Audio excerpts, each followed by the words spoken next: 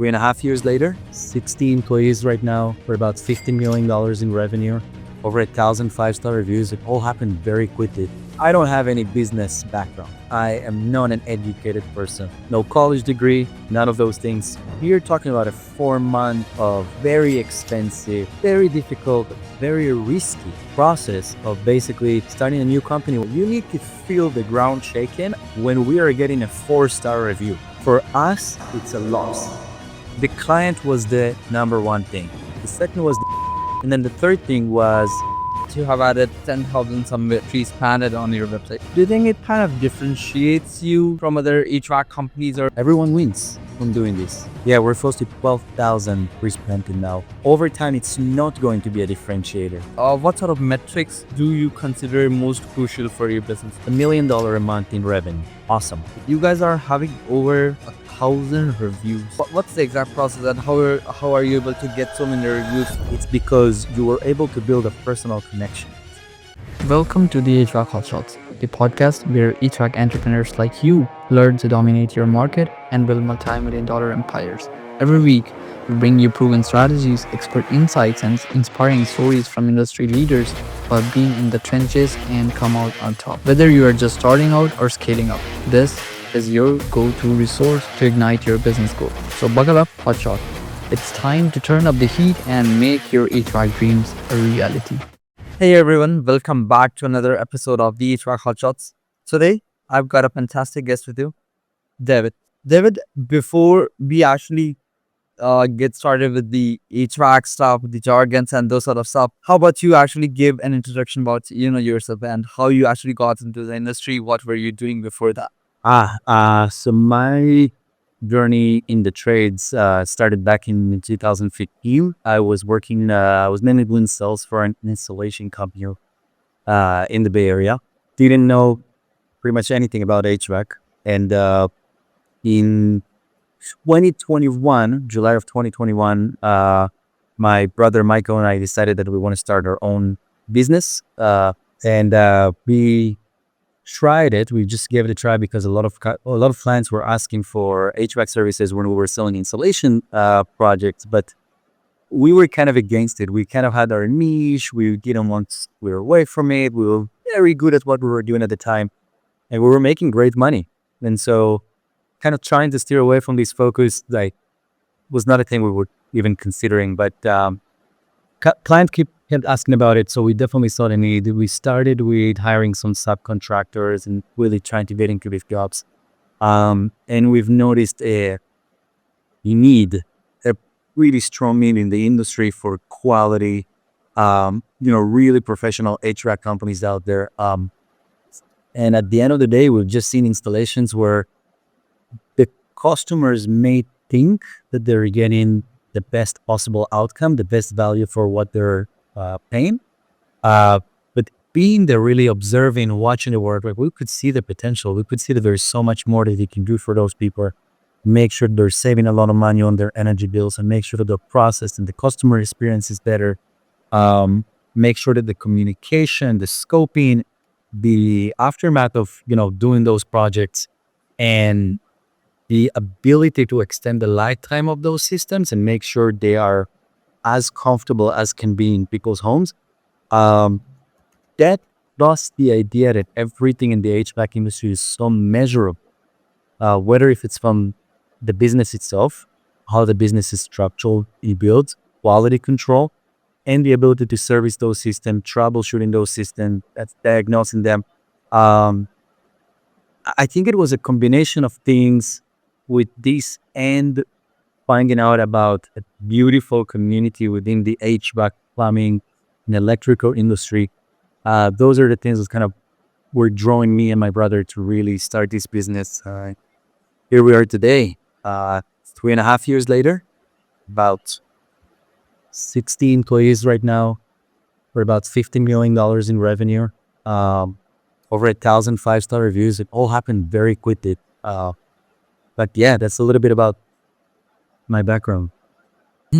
Yeah, I'm actually stoked to talk about that stuff because when I was actually going through, the company, the website and stuff like that, that's something that kind of catch my eyes because you guys are not serving this one location. I guess you guys are serving 3 different locations. You guys have got 3 separate Google business profile and stuff like that for your company. So yeah, I'm pretty stoked to talk about that.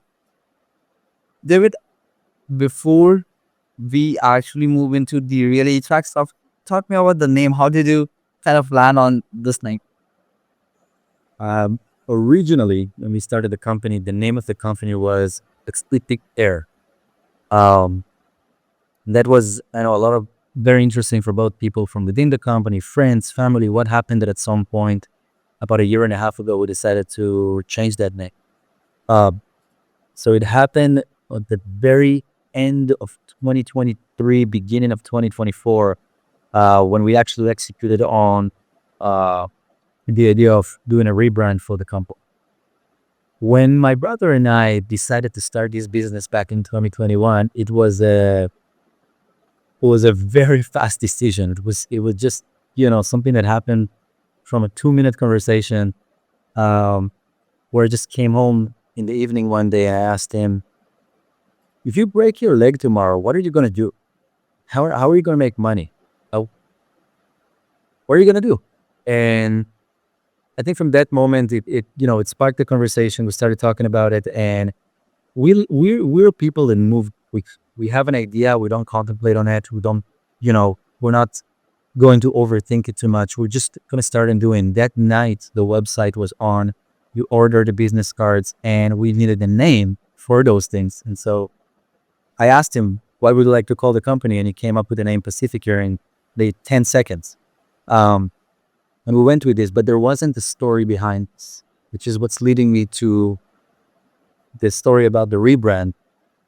After a while, we started feeling like, we're growing this thing to almost $10 million in revenue very quickly. This is a serious thing. This is a real deal. And we wanted it to be something that we feel connected to, something that we stand behind, something that represents our values. Um, but obviously, it's not an easy thing to do, both because you feel so connected to the brand. It feels like your baby. How am I going to change everything right now? The shirts, the vehicles, the wrapping, the website.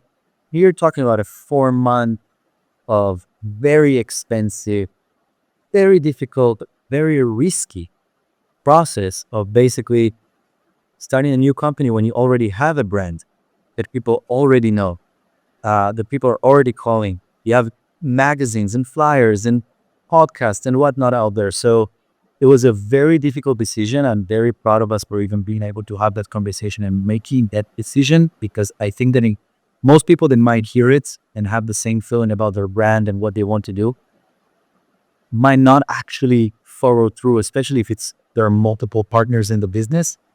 One might start the conversation, but to get it from starting the conversation to actually everybody that agrees that it's the right thing to do and taking the actions to do it, it's not as easy as it sounds. It was actually probably the hardest thing we've ever done as a company. Um, hardest decision and the hardest process. And so once we've made the decision, the steps that we took is we started asking our employees, what are the things that we stand for?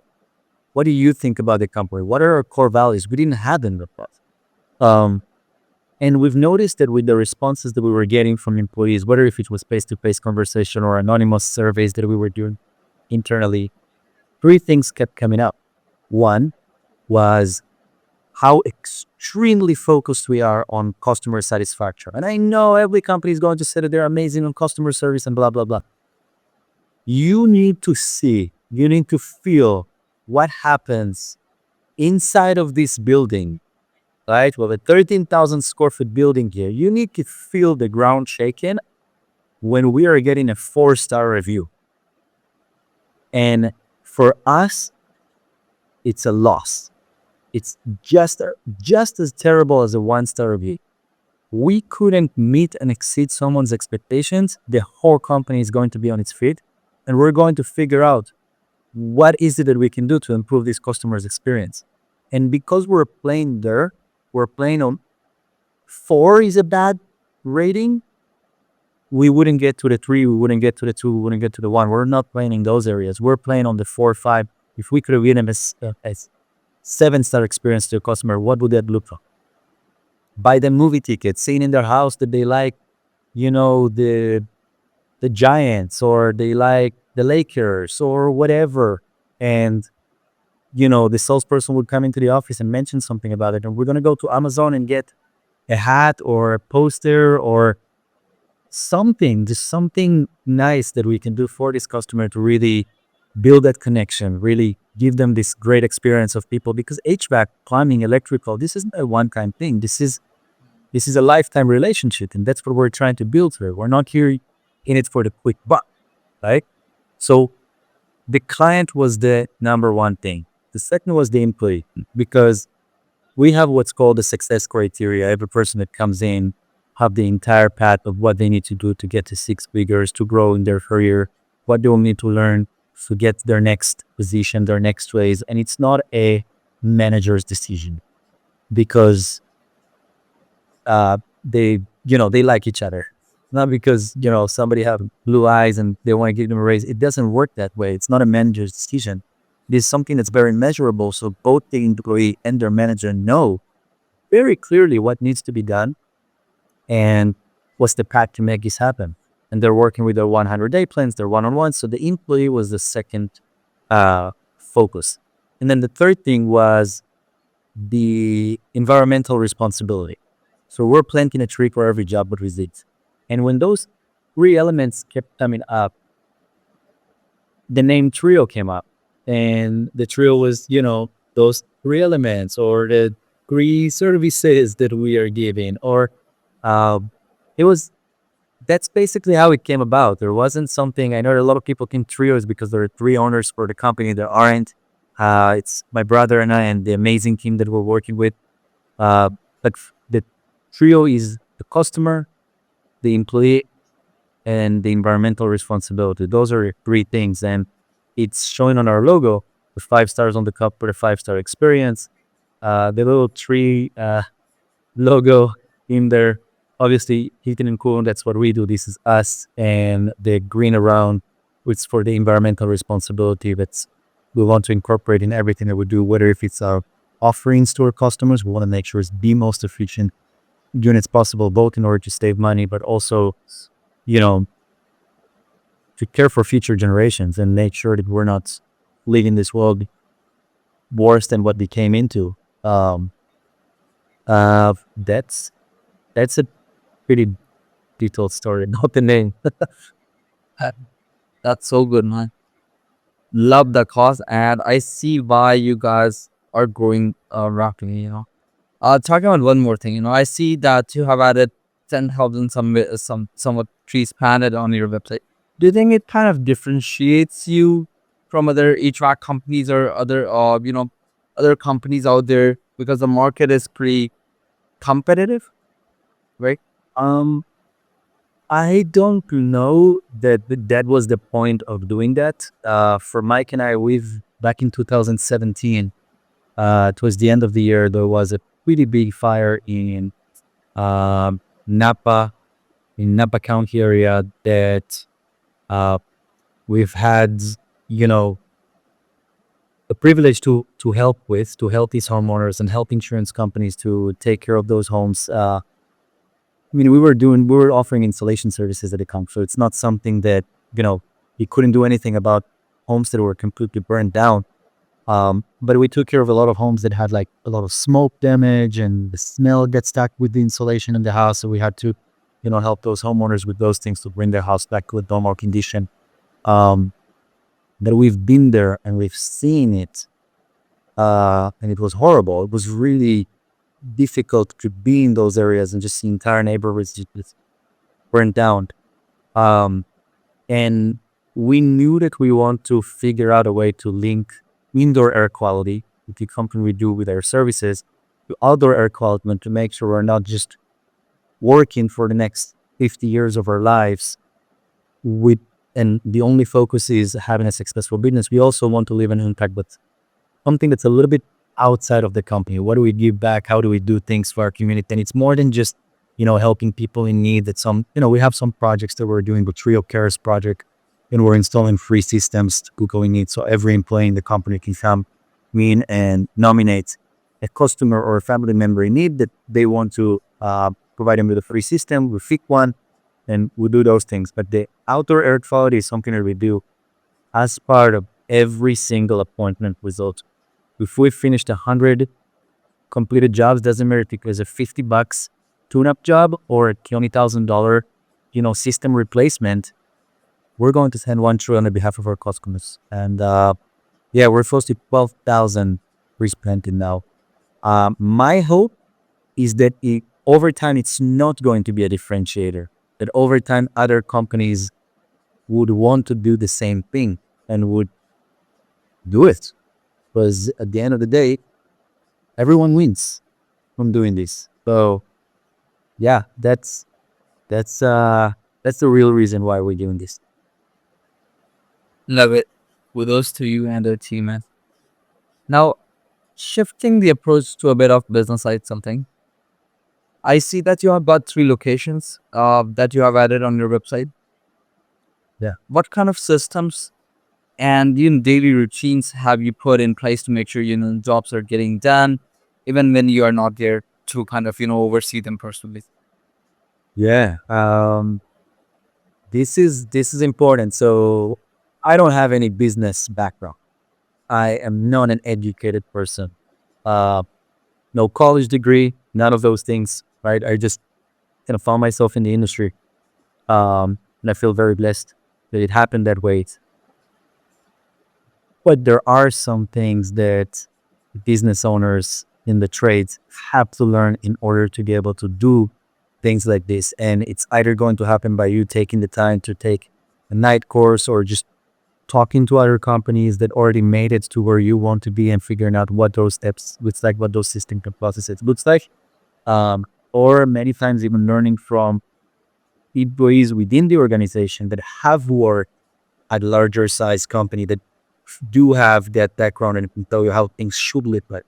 So one of the things that we've implemented a few months ago to really help us keep track and hold the organization accountable to the things that we care about is, well, a couple of things. One is our daily huddles.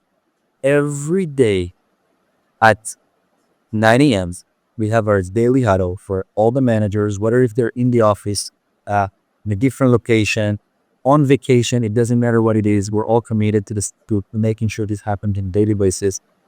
At 9 a.m., we join a daily huddle, which is a stand-up meeting. We don't sit down and starting to have a conversation. It is the only thing we're doing is a 10 to 15 minutes meeting. So every person gets 60 to 90 seconds for the department that they're responsible for their reporting. What did we have yesterday?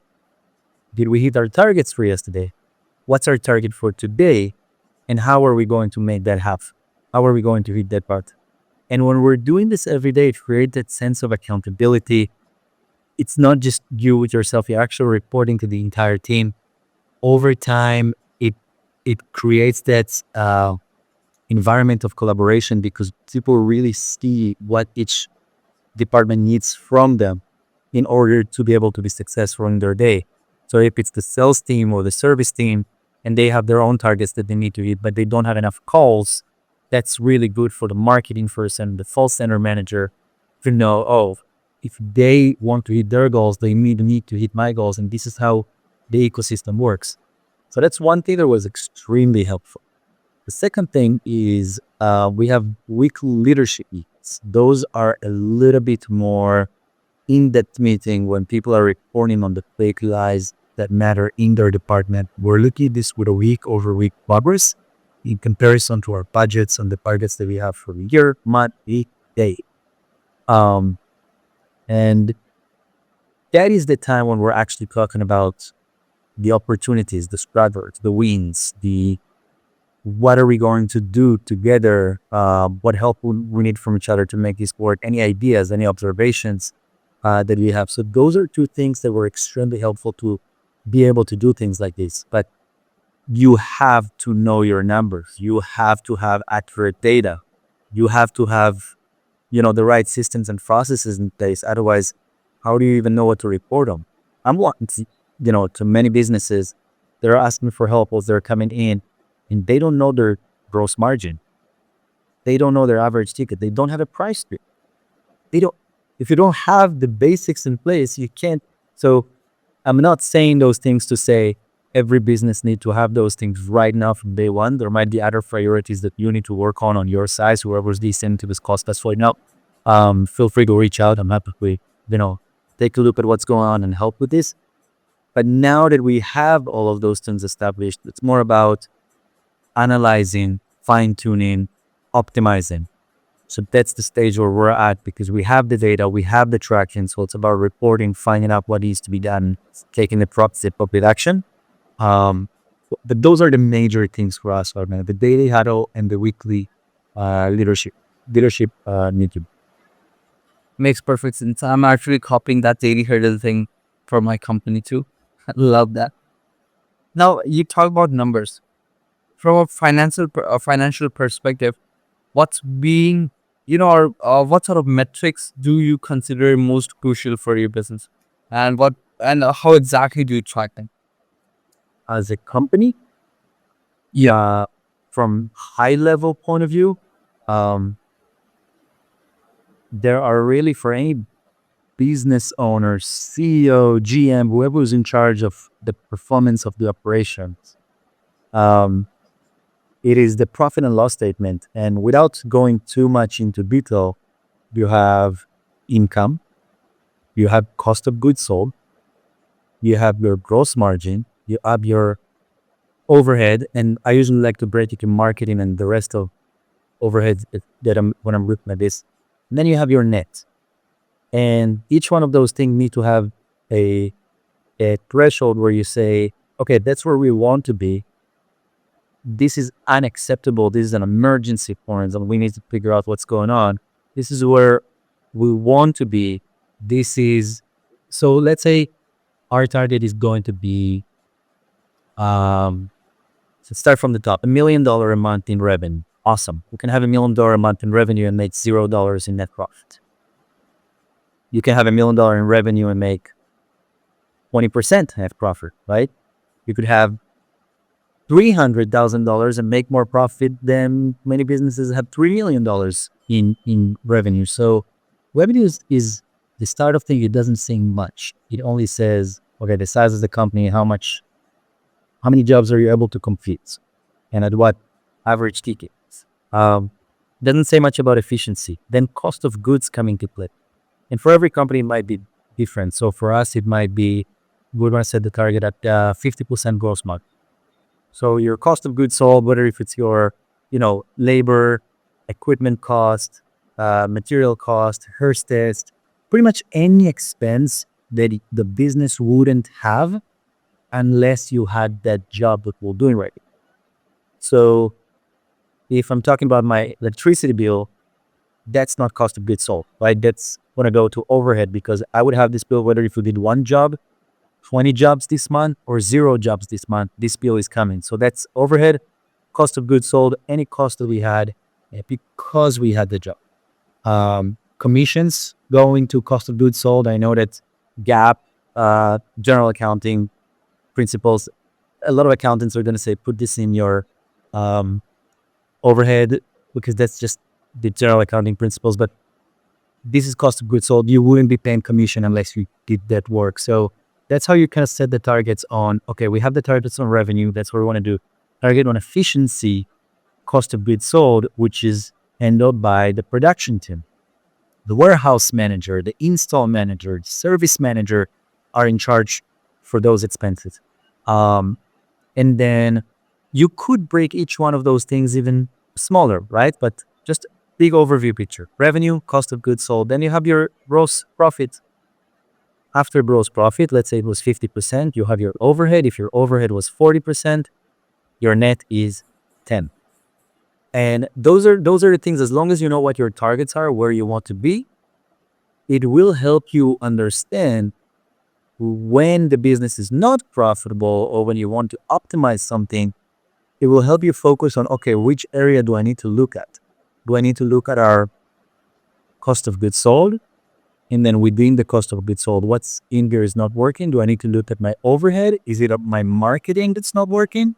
So I think for a business owner, GM or CEO that is trying to figure out if the business is operating the way it should, those are the 5 main things to your process.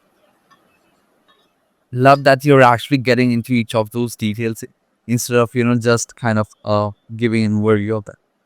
Love that, Timons. Now, coming to my next point, you guys are having over 1,000 reviews, right? Tell me about the process. How are you guys, what's the exact process, and how are you able to get so many reviews within a couple of years? You are not into the business it's last 10 or 15 years like those other companies, but still you are competing with them with higher energy, I would say, and with a faster pace. Our reputation, last time we checked, we've grown 24 counts faster than the largest operation that currently exists in our area. When Race. it is, I don't know why people understand your reputation is everything. The reputation is everything, and y- business owners should never lose focus on that. What we did is we came into the office over multiple weekends, and we started breaking down the customer journey to small pieces, and we put on the board the checkpoints of the impact that we're making on the customer along the way. And the first is, of course, with our marketing messaging and things like this. But the moment that the customer is really calling the office, the way it starts. And so we looked at that section. Let's say it's a station, the train arrived at that station. We want to make sure that in that portion, we're providing a 5-star experience. If we were successful here, you actually might have a chance to get a 5-star at the end of the process. That's just checkpoint number one. The next thing is when the technician is showing up at the house. Did the customer get the notifications, the reminders? Are we on time? Are we clean? Is the technician parking their car not on their driveway? Is, it's every little thing is a process that we're trying to find some to make sure it's a 5-star experience. And at the end of the day, if you take all of those steps correct and many times you don't even have to ask the customer for a review, but a lot of people don't understand that a 5-star review that you're getting is not because you provided a 5-star service. It's because you were able to build a personal connection. And it works both ways. It works both to getting 5-star reviews and to prevent a 1-star review when things don't go as planned. I'll give you an example. If you were to hire, you tell one of your friends, hey, I'm going to work on my fence in my backyard. Do you know anybody that can help me with this? And they're going to, oh, I have my uncle is doing this. I can connect you guys. And you and the uncle talk. He comes on site, gives you a price, and you say, yes, that sounds good. Let's do it. What do you know? Job didn't go as you planned. And you did a terrible job. Didn't finish it the way you liked it. The chance that you're going to give that person a 1-star review is very, very low. Because you have a personal relationship with your friend, they recommended it, and they know each other. So this is it's just one of many examples that you can give for. You wouldn't give a 1-star even if you got a 1-star service because there was something about personal connection.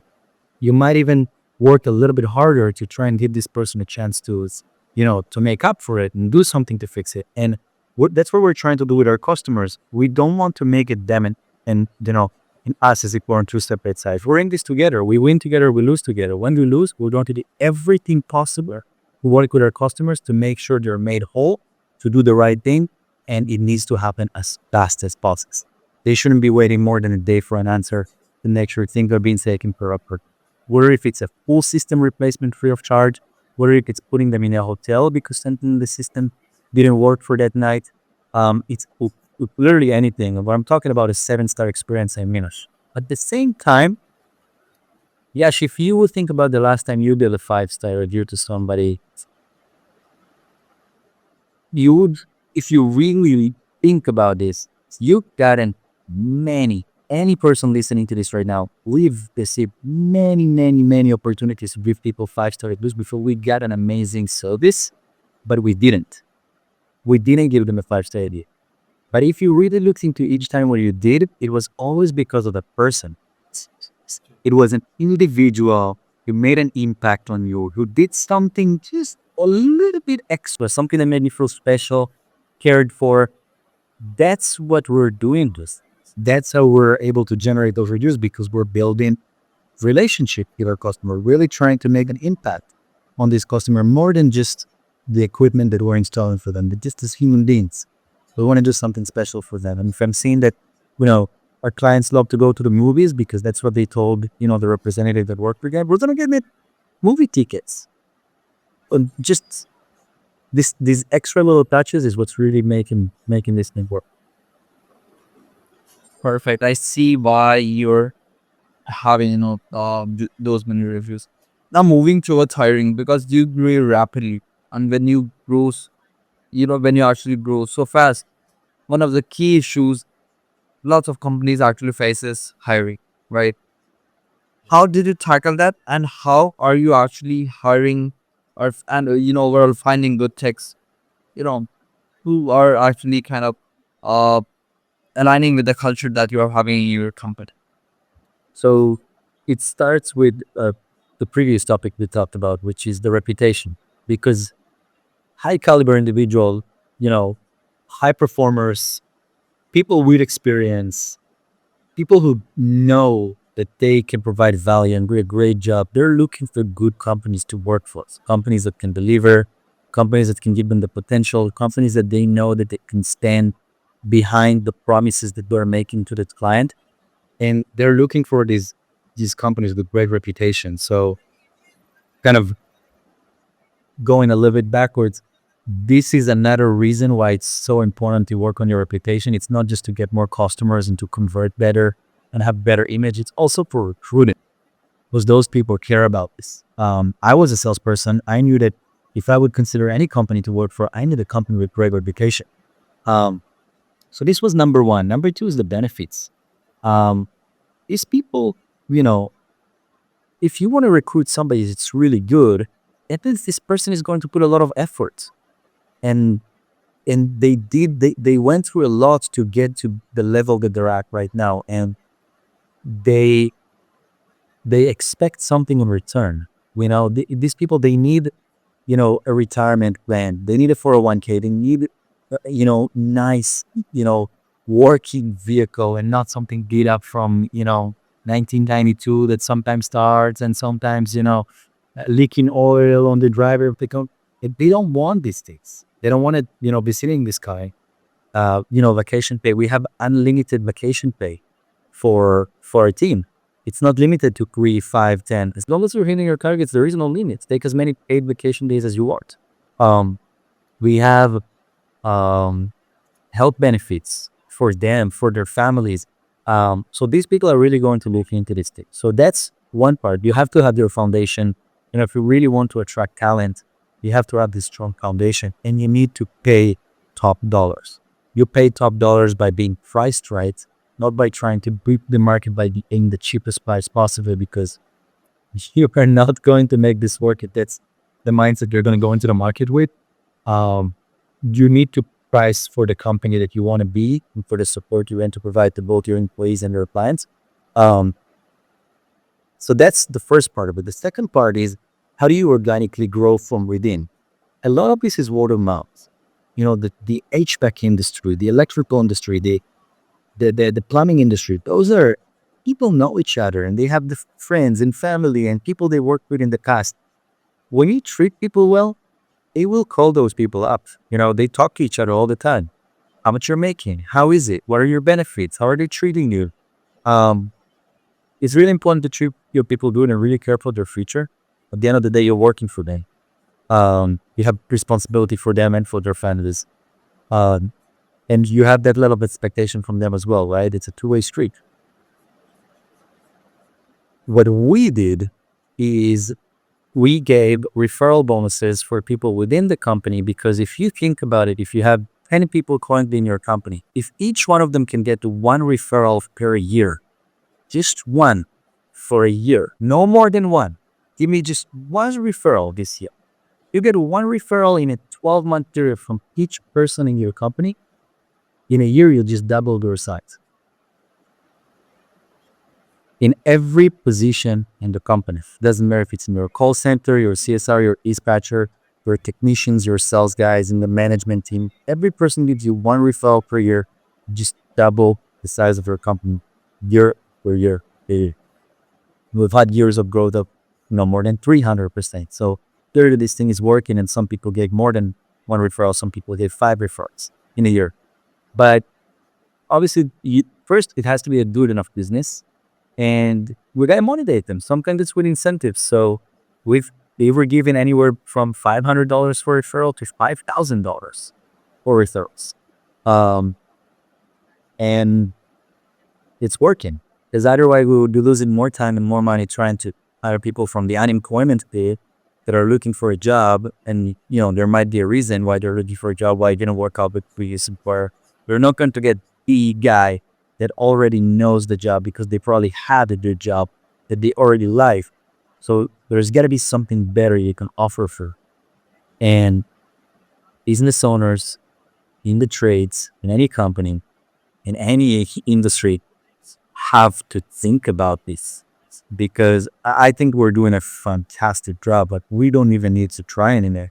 People are knocking on our doors here every day for unsteady position, trying to work for Trio because you really take care of them. It's the right choice. I would work for this company. I work for this company. I see, the moment somebody walks into the office, they can feel how warm and nice it is.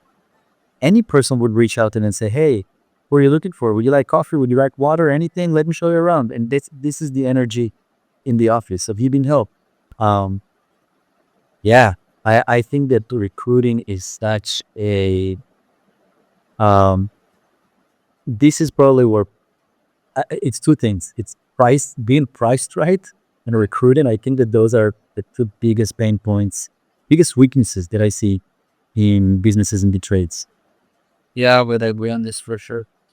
Plus, you're also seeing this, how quickly, technicians and other employees are trying to move from one company to another. I won't blame them, but the market is kind of acting a bit weird right now.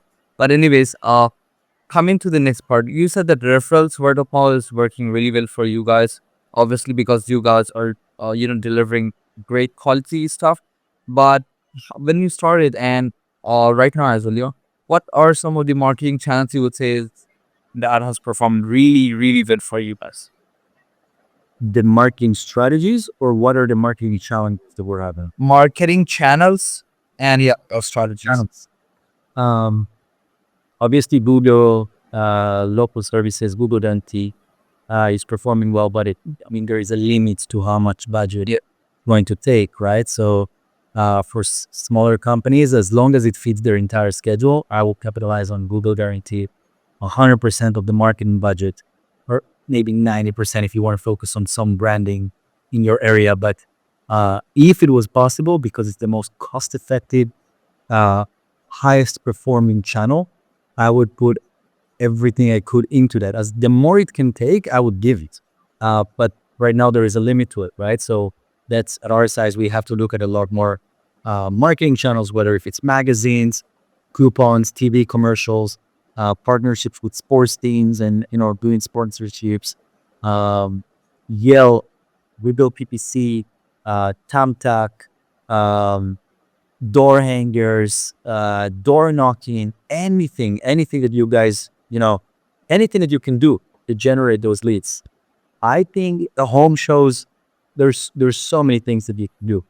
I think that people just need to really get out of their comfort zone, especially with what's happening in the industry right now, because of the volume of work that happened during COVID, where manufacturers reported 50-60% increase in demand from the period of time before COVID. So there was no really shortage in equipment. There was just extremely high demand, more than they anticipated. And so you're seeing a period of 2 to 3 years where 5 or 6 years worth of projects were getting done. So we're feeling it in the industry right now. And now it's the aftermath of during COVID, the game used to be whoever has the labor wins, because there was so much demand. So the more you have the labor power, the more jobs you can take on. There you go, everybody wins. The moment you're passing that period of time and the game becomes marketing because there is no demand, that's where you need to get creative.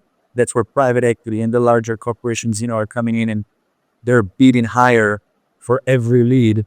And it's a pretty tough game for the smaller operations, any company under $10 million in revenue to be able to play this game. And so the smart companies under $10 million, we were focus their funds, we focus their budget more towards traditional marketing and try to get creative, just like I said, home shows, door knocking, door hangers, magazines, flyers, um, mailers, anything that the price on is not challenging due to the competition in the industry. The price stays pretty much the same.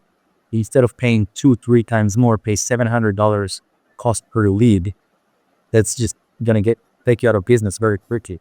So that's what we're doing as far as our marketing channel. We're doing a lot of brand awareness things, guild boards, just being involved in the community, anything that we can do to do more brand awareness so we can capture more leads.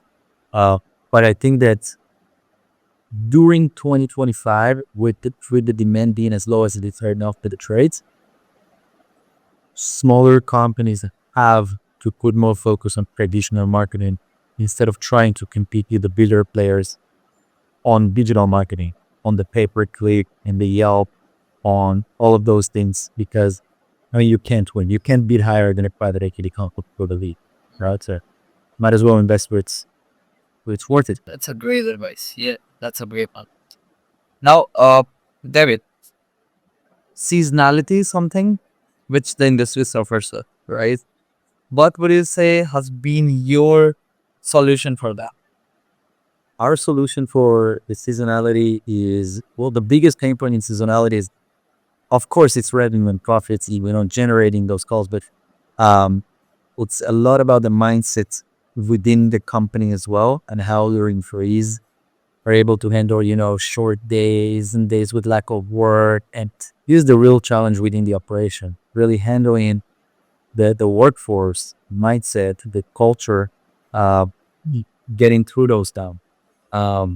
So it's something that a lot of people don't talk about, but I think this is the biggest challenge to overcome within the operation. We can expand on it if you'd be interested. But as far as generating calls to get through the slow season, one is when it was peak season, you should have thought about your memberships and getting as many memberships as you can. The golden rule is if you can get your company to the point that you have 200 plus members per technician in your company, you're going to be fine during the slow season because you will be able to generate those tune-up calls, maintenance calls, everything that you need to be able to take care of both of your clients and your technician during those times. So that's big. The ideal number, our target is to get 350 members per person on the team. And so if we're able to get those targets, we wouldn't experience slow season. It's not somewhere we're going to experience. But let's say you don't have it. Then what you should be focusing on, and it could be, intended, like it could be happening simultaneously. You could also start focusing your messaging from, furnace replacement, AC replacement, heat pump system, genie spray, whatever, all of those things. Then the weather is comfortable when it's 72 degrees outside and nobody's leaking. Nobody's searching for heating. Nobody's searching for a furnace and AC. And the urgency is just not there.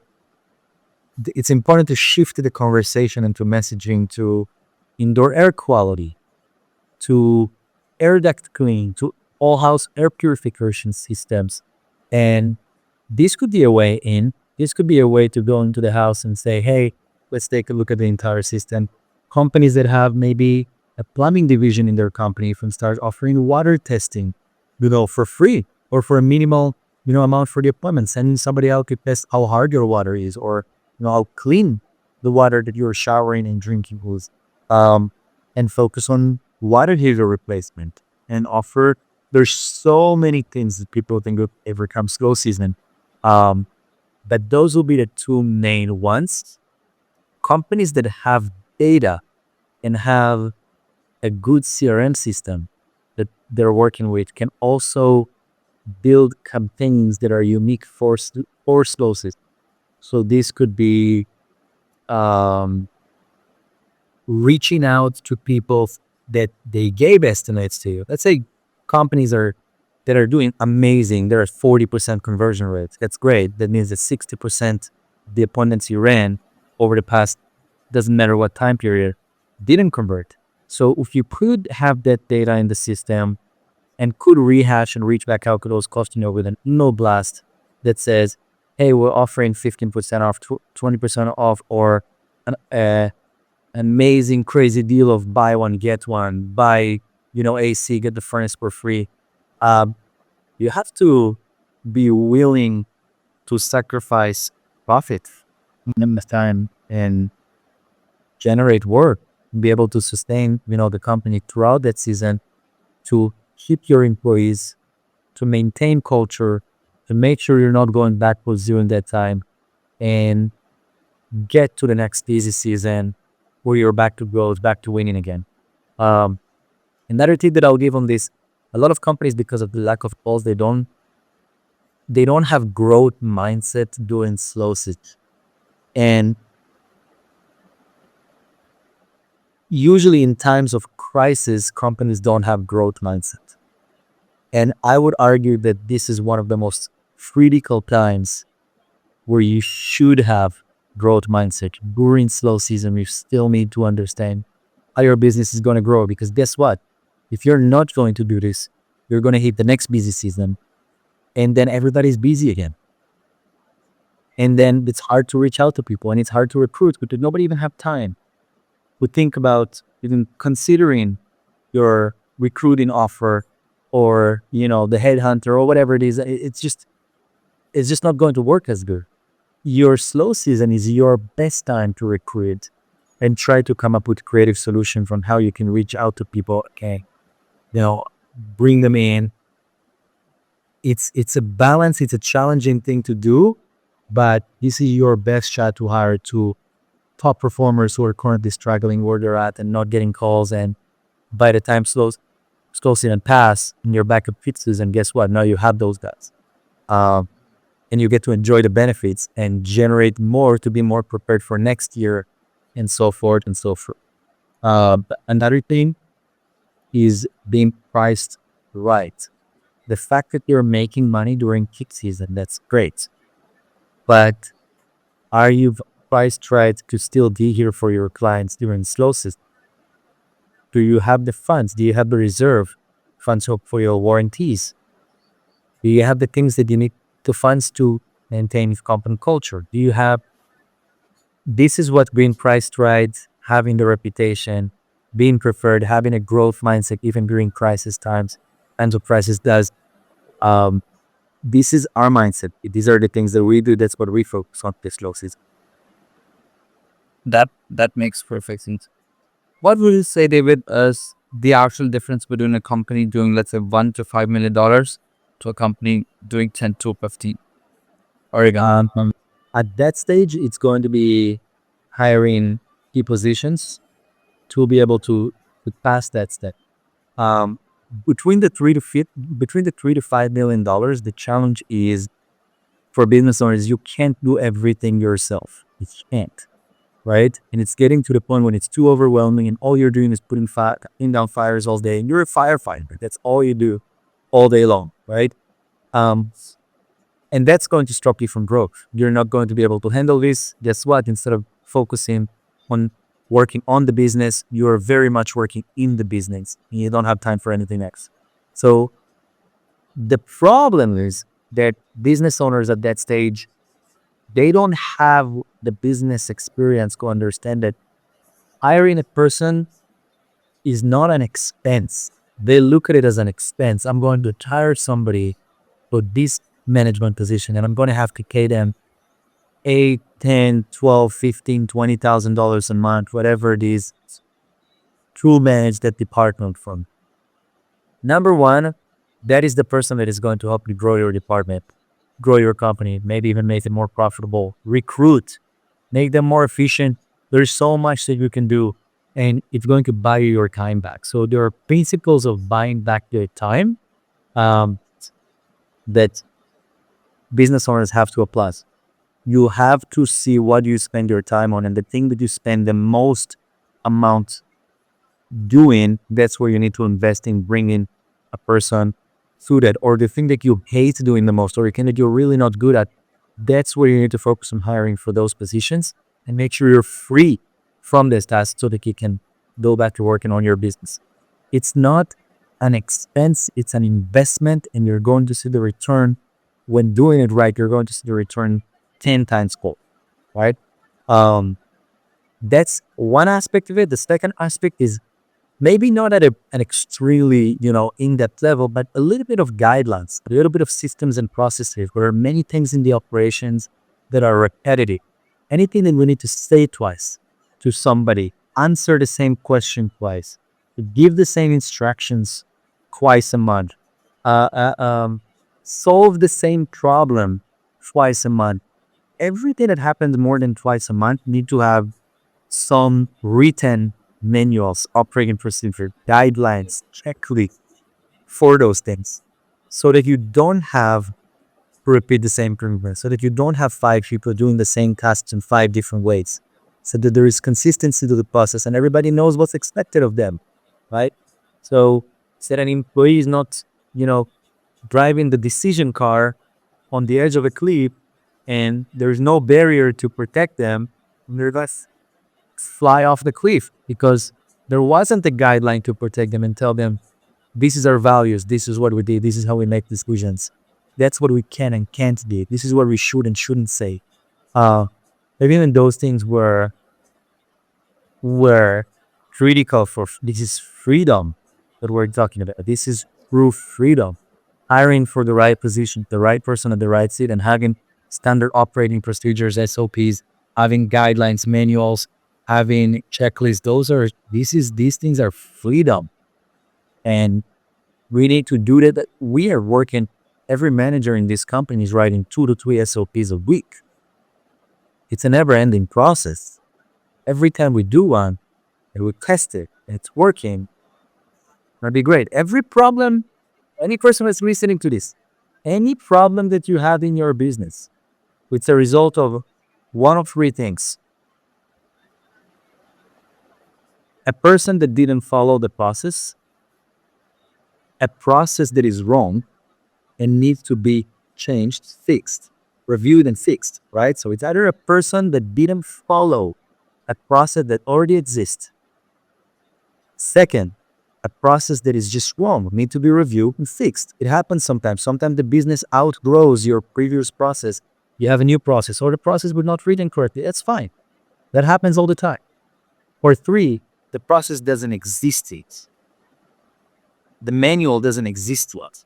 So when we're having an issue, when I need to put down a fire, we break it down to 4 areas of time. So area number 1 is being a firefighter. All you do is putting down fires. Area number 2 of time is the time that we're spending as managers, as leaders, as business owners to build teams, processes, documents, whatever that is, to build automations, to build something to help reduce the time that we're spending in area number 1. So area number 1 is being a firefighter. You have to drop everything you do and fix that thing right now because this is an emergency situation. Yeah. Area number 2 is the time you spend to build things to reduce the time that you spend in area number 1, to prevent those things from happening again in the future. Area number 3 is your day-to-day. Let's say you're doing payroll, you're doing time cards, you're doing whatever it is that you're doing on your day, ordering materials, assigning appointments to people. This is the day-to-day stuff. This is area number 3. Area number 4 is just time spent on pretty much nothing.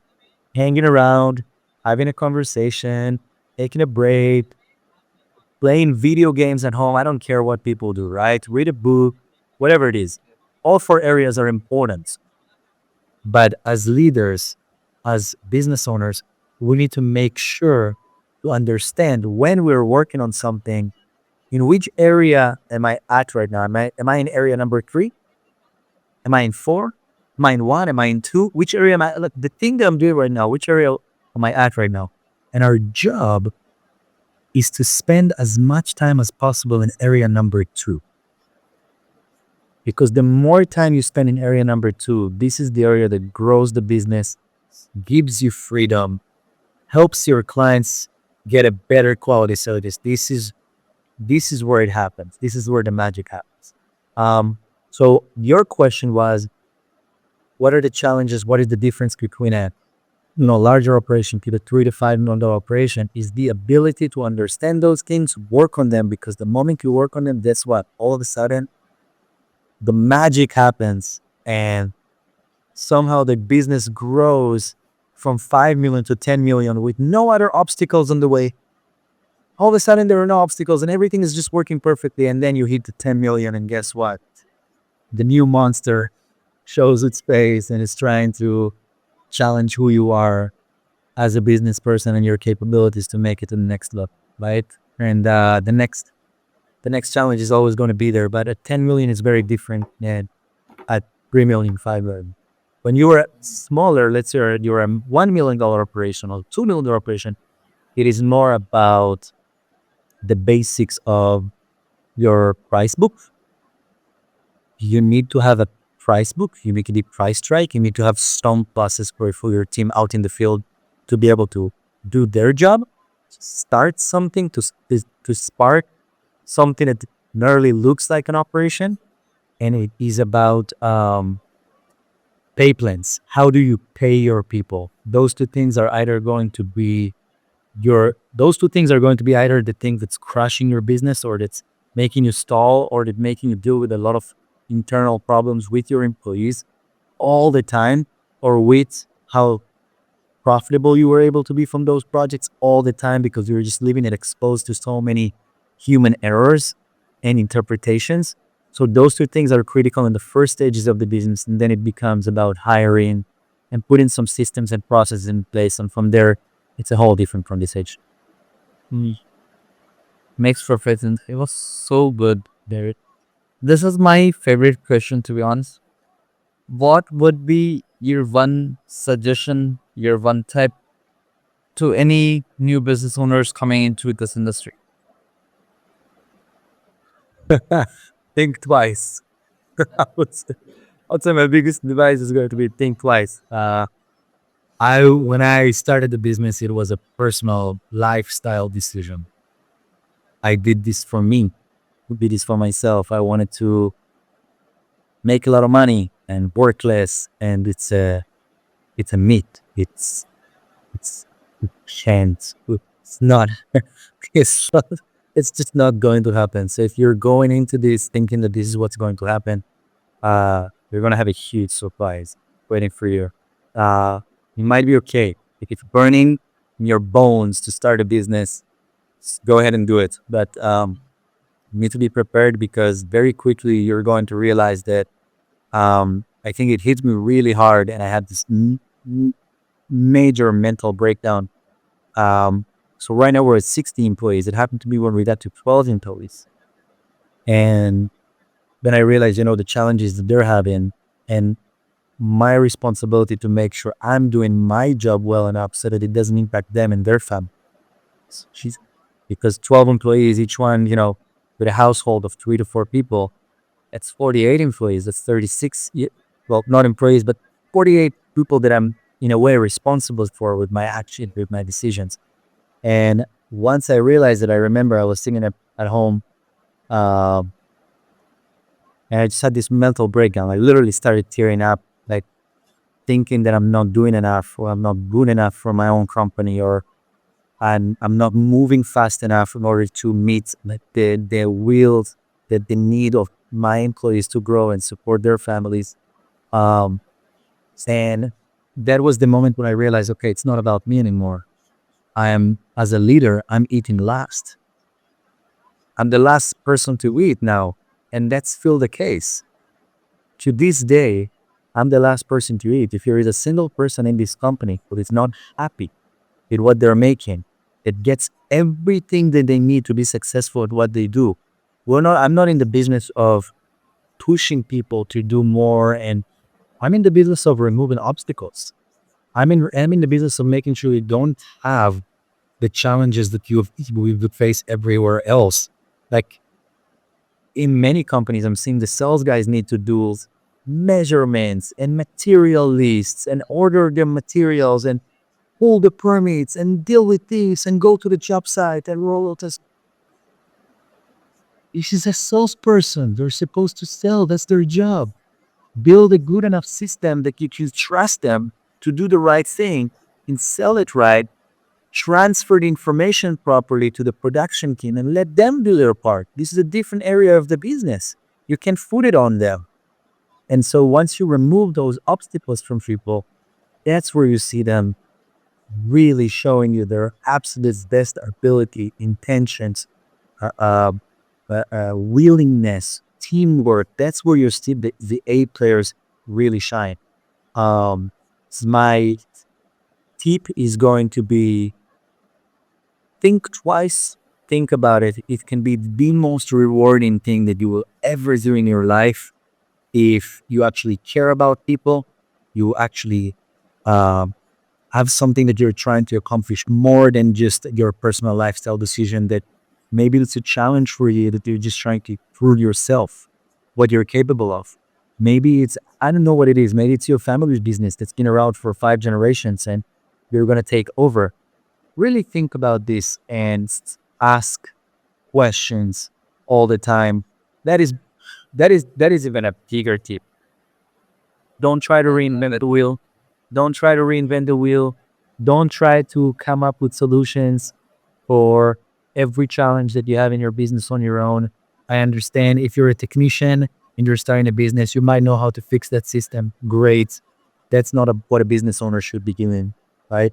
Um, you you really, really, really need to think. How do I put this?